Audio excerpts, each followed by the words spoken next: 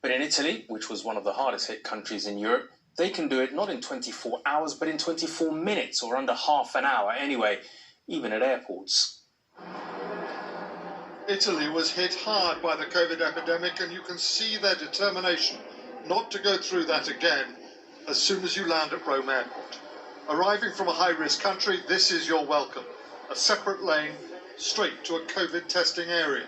Passengers arriving from Spain, Greece, Croatia and Malta.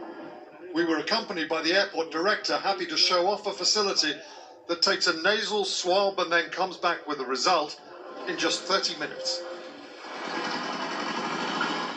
How is this possible? Away from the busy airport, we went to a drive-in test centre in northern Rome to be put through the Italian system. Anyone whose GP thinks they might need a test can show up and get swabbed straight away.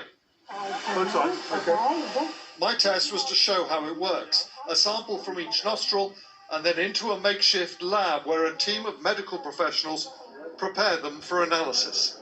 You have to wait for 30 minutes. And then the machine can read the slide. While I waited for my result, we found Jan Polverini being tested, just back in the country from a business trip abroad, whose GP had said there was a very good reason for getting tested and quickly. I'm coming here because I just came back from Tunisia yesterday and I want to do the test to make sure I'm not positive because my parents are old and at risk. Back in the lab, the COVID analysis machine, as promised, was printing my result in less than half an hour. Not as accurate as a full lab test, but giving, they say, a positive or negative with a high degree of confidence. The result of the test is negative. Excellent. I'm very relieved. This is my certificate telling me with a high degree of confidence that I've not been infected with COVID-19. Now, I'd no reason to think I might have been, but if I were an Italian coming back from abroad or a teacher at a school where a child's tested positive, this would give me the ability to get back on with my life rather than waiting days for a test and possibly days more for the result.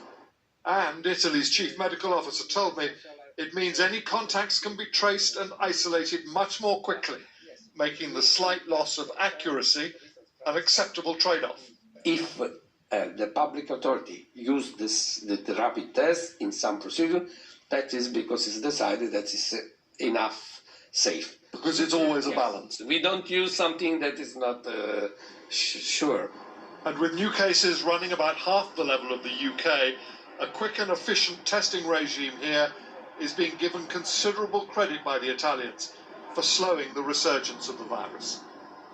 James Mates, News at 10, Rome.